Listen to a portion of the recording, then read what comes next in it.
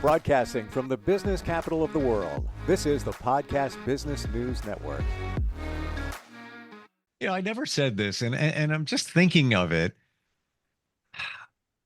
It's almost hard to grasp, but right now, as you watch this, as you listen to this, you're unconscious. You are unconscious. I know it doesn't seem that way. And when we say unconscious, right away you think of maybe watching TV and somebody has passed out and their eyes are closed, whatever it might be. That's what we are at this moment in many, many regards, because our subconscious, i.e., unconscious mind, is piloting pretty much 90% of what we do every day. And within that unconscious mind are things that don't support us. Maybe it's you can't stop smoking. Maybe you have anxiety, depression.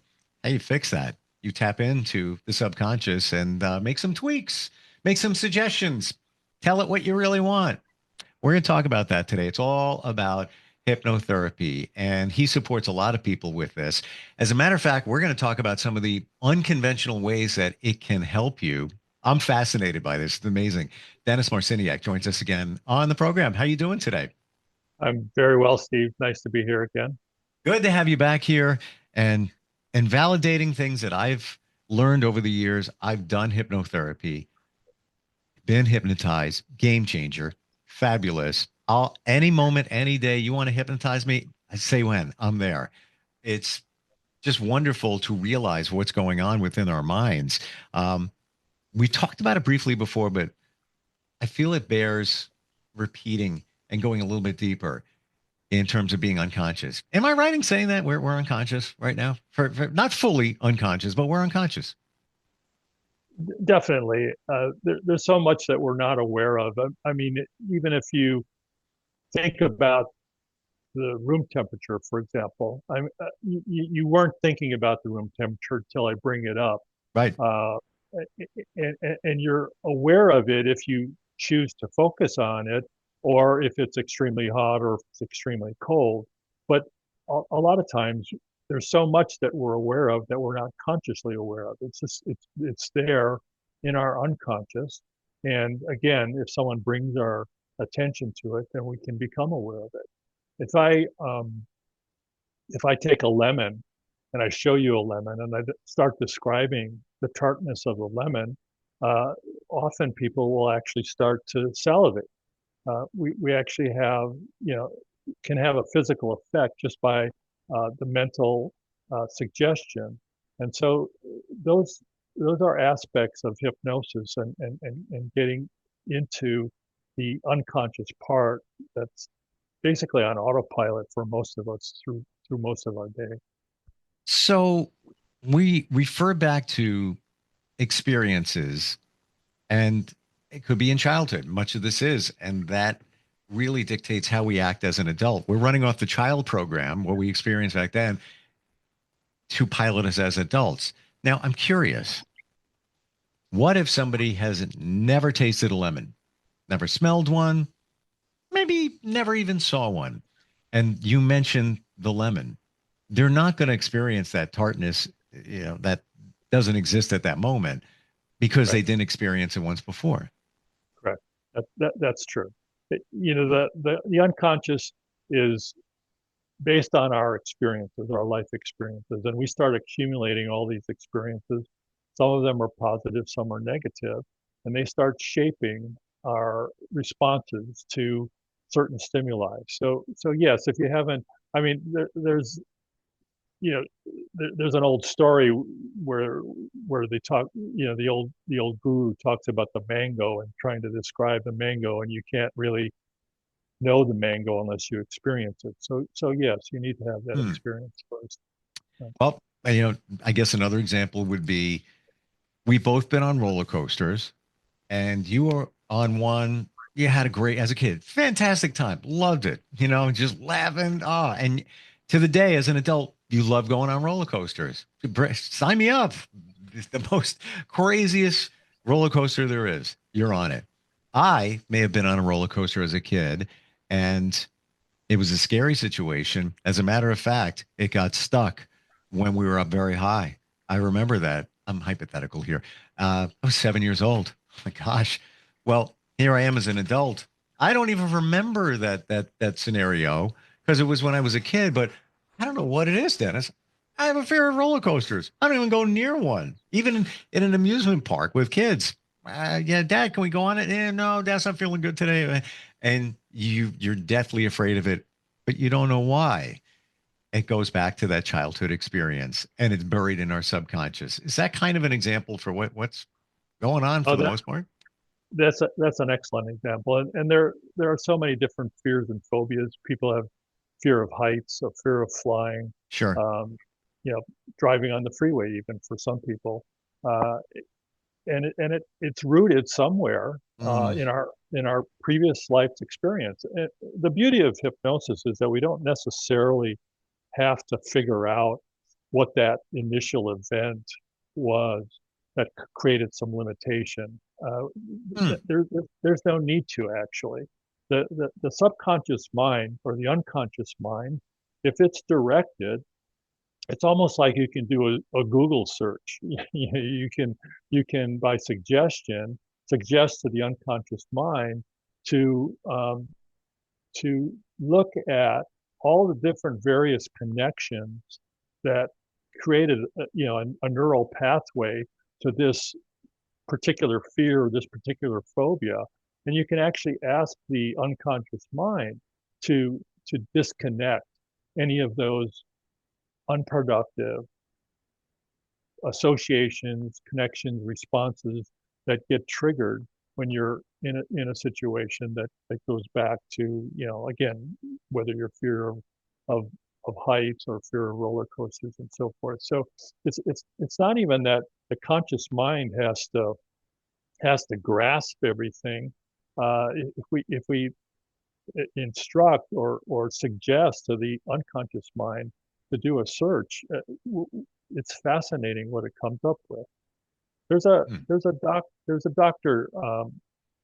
He's actually here in California. I think he's in Orange County. Steve Berman, and he's a surgeon, but he's also a hypnotherapist. And he often asks people when they come in the office, um, you know, because they're coming for a particular medical reason. Obviously, I'm not a doctor. I don't treat medical issues, but he suggests to people to just peruse their own unconscious mind and ask the question, why now? Why are you here now?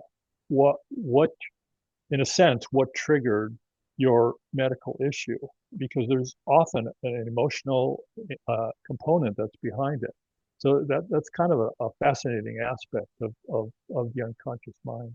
Well, thanks for explaining that because I always assumed that you needed to pinpoint where the source was in your subconscious mind. I know when I did hypnotherapy, I said, take me back to my childhood because, in my understanding, most of it comes from there. So, yeah, let's go Mhm. back. And there wasn't Yeah, anything major wrong. But, yeah, on the roller coaster level, it's also the things you hear, not just the physical experience. So, you on that roller coaster as that 7 year old, your dad could have said, get on, man, we're going to have a great time. Woo, it's going to be fantastic.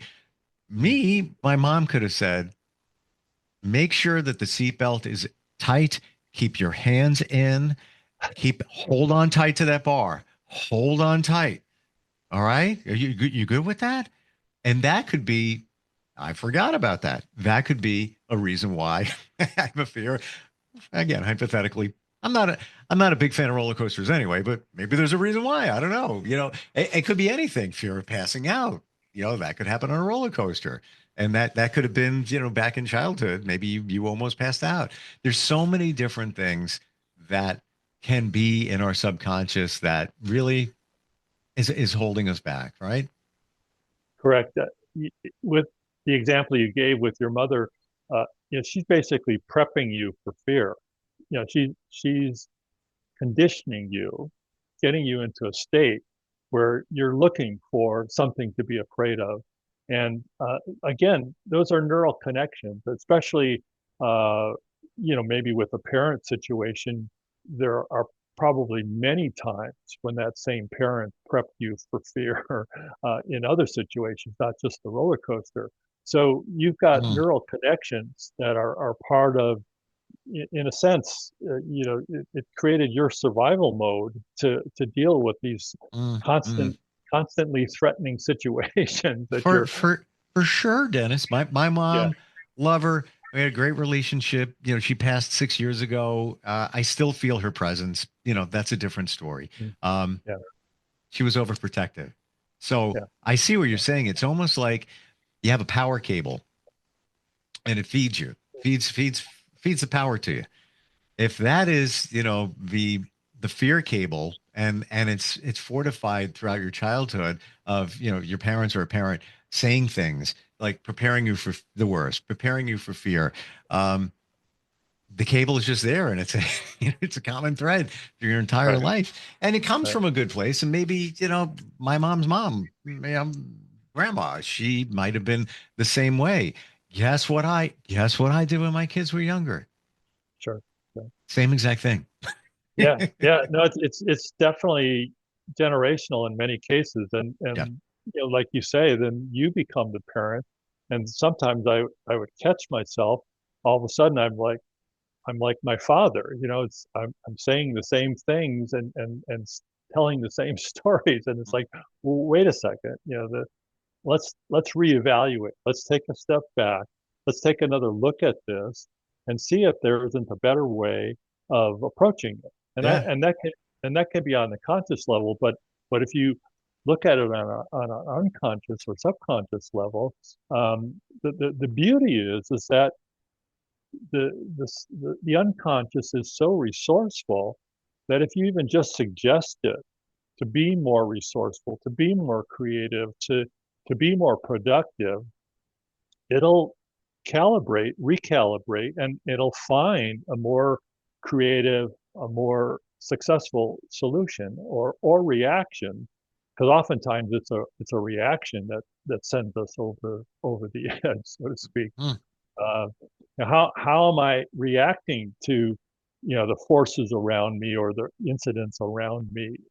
The things that are triggering me, that upset me or send me into a fear mode or an anger mode. I mean, anger is just fear. Anger is actually a secondary emotion. It's fear based, Yeah. and you go to a therapist or a psychiatrist, and you want to deal with anger. Well, the psychiatrist will probably give you some medication. The therapist, well, let's talk about it.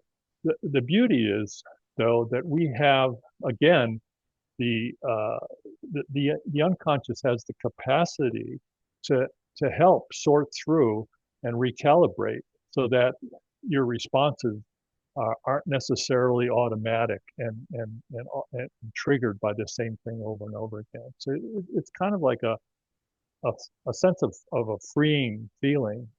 I've got new options, and don't have to just fall back into my old pattern.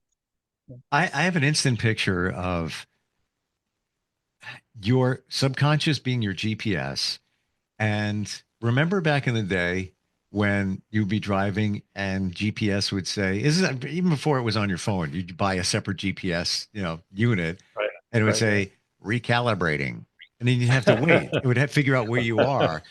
That's right, what right. this sounds like. You have to recalibrate your subconscious GPS because if it's taking you on a road that you don't want to go down, you have to recalibrate. But the only way to recalibrate is to get into the subconscious Yeah, with your help. And just to reiterate what we talked about previously, it's you're not doing anything to our mind. You're not, putting a little whammy on us, making us do. No, you're the key to allow us into our subconscious so we can realize it and make the change and then have a better outcome. Let's talk about some of those other things that hypnotherapy, hypnosis can help out with. Test taking. Let's say somebody's got a big exam coming up. They, normally have anxiety. Now it's elevated. It can help with that. absolutely.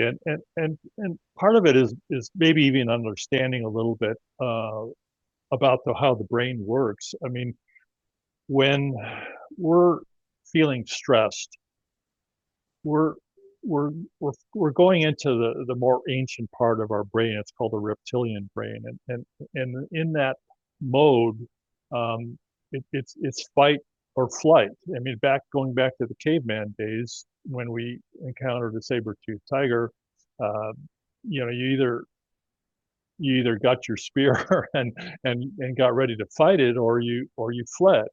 Now in modern society, we can't always fight or flee a situation. So we've adapted by coming up with the freeze mode, where all of a sudden you just freeze in place and just hope that particular incident will fly by.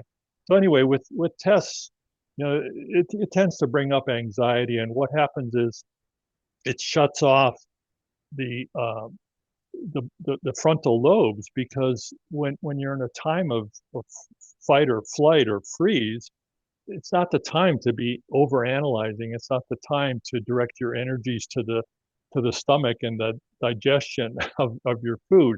All your energy is going to be directed towards your reptilian brain, and you're going to be dealing with, again, that threat, so to speak. So it's important to get to a place of relaxation. You're actually going to, I mean, you if you've studied, if you haven't studied, that's a whole other thing. But if you have studied, the information is there. So just relax and allow your own body to access the information that's already stored in your brain. So by going through hypnosis, number one, through the power of suggestion, sometimes we'll even do a visualization under hypnosis where you're visualizing the actual test taking room or the test taking situation. So in a sense, you're doing a dry run to familiarize yourself with the environment, so that when you walk into that environment, you're feeling calm, and then you're trusting your own capability. Again, the information is there. I just need to draw on it. And I can't draw on it if I'm in this state of fear, because the energy is going elsewhere. The energy is going, to my limbs so that I can run, or my fists so that I can fight. But you need to allow, in that relaxation response, to access the information that's already there. Now, when you use the word suggestion during a hypnosis session, how is that taking place? And you can give a hypothetical situation. Let's say smoking. Let's just, one of the more popular ones. And many of us know that hypnosis supports that to help somebody stop smoking. Where does the suggestion come in? Are you saying something while the person you're working with has hypnotized and make a suggestion about not smoking? How does that go? Well, with any client, before the actual session, I mean, we'll discuss why they're there. And even in that setting, often I will actually have them write down why they're there, because the process of writing forces them to access their own unconscious a little bit more than just coming off the top of their head. Writing is actually something called an ideomotor device. The reason why people can do handwriting analysis is because there's more of our unconscious that comes through our handwriting and is shown on the page. It has to do with, the various strokes on the pen. It has to do with how wide the margins are, so forth. So thank you for sharing that, because I've been saying it for years, that the connection between the mind and the hand and the pen or pencil, whatever, almost solidifies what's going on within your head. And it's scientifically proven. You could you could type, on your phone, a keyboard. It's not the same as physically writing it down. I want to be the smartest person in the room. So what do you call that? Ideomotor device. Ideomotor device. Okay. Yeah. And that's powerful. You have people write it down beforehand.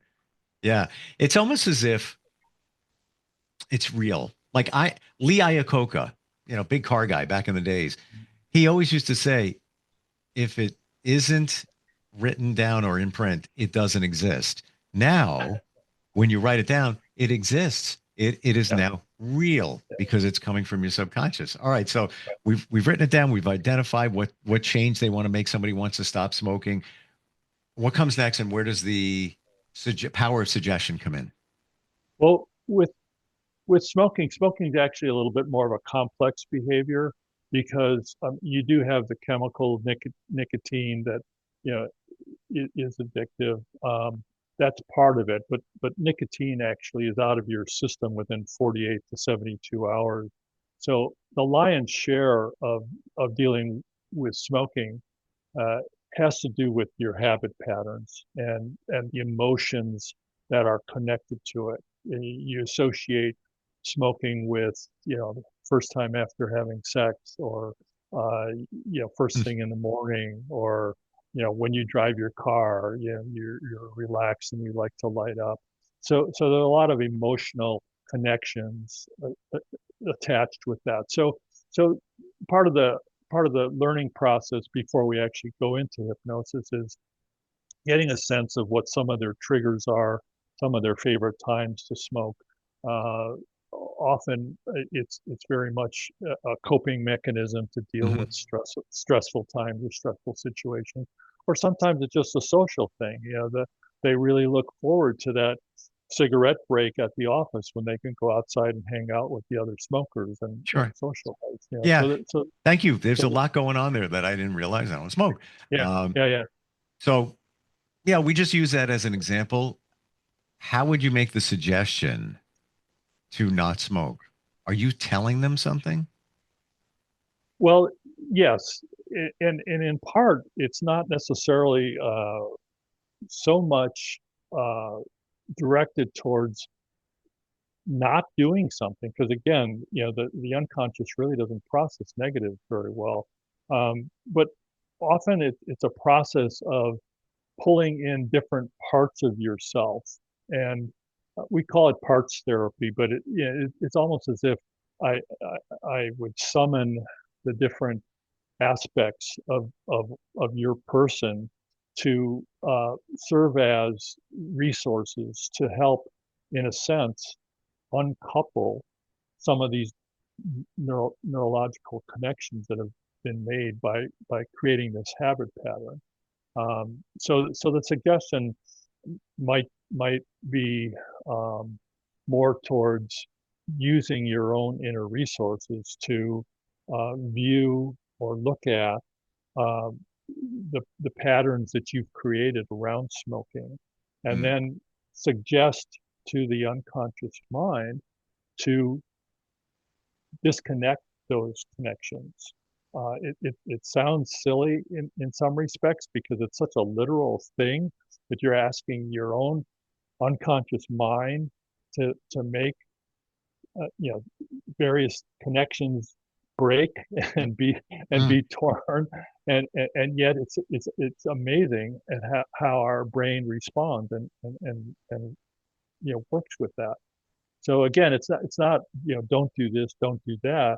It's a focus on creating more effective ways of dealing with stress or dealing with loss. I mean, in some situations, uh, if if in the pre pre hypnosis talk, I find out that, well, okay, you like to smoke to relax. Well, what other things do you do to relax?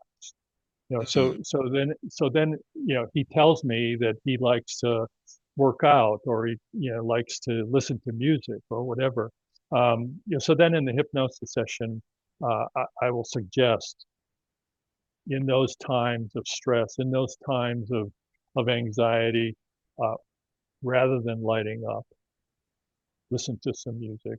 Rather than lighting up, you know, go put your gym shorts on and Mhm. and and go work out. So it's creating alternative responses uh, during during those times where you normally would respond by resorting to smoking.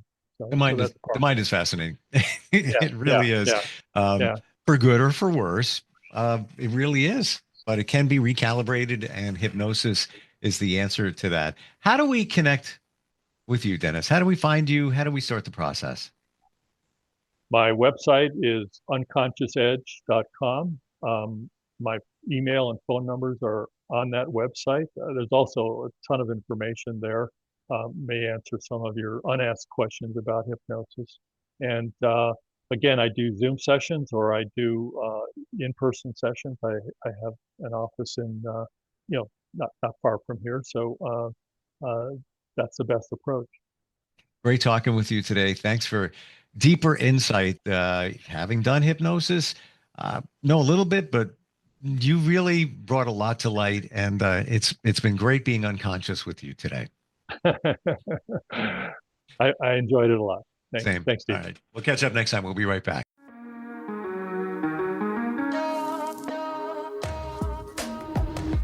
Broadcasting from the business capital of the world, this is the Podcast Business News Network.